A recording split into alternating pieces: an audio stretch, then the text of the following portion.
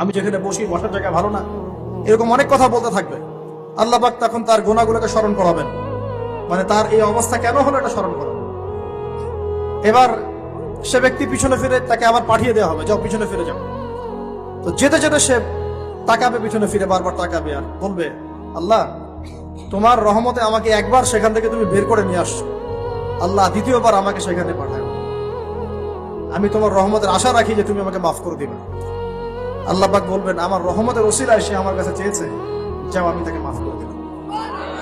এই জাহান্নাম থেকে বের করেও আল্লাহ পাক অনেক মানুষকে কি করবেন, জান্নাতে দিবেন। এটা আরেক ব্যক্তিকে মাফ করেছেন আল্লাহ রাব্বুল আলামিন, যে তার সন্তানদেরকে বলেছিল আমি মারা গেলে আমার লাশটাকে পুড়িয়ে ফেলবা, অর্ধেক ছাই বাতাসে ভাসিয়ে দিবা, অর্ধেক ছাই সাগরে ভাসিয়ে দিবা, বাতাসে উড়িয়ে দিবা, সাগরে ভাসিয়ে দিবা। আল্লাহ পাক ছাই জড়ো করেছেন, করে বলেছেন কেন করেছো এই কাজ?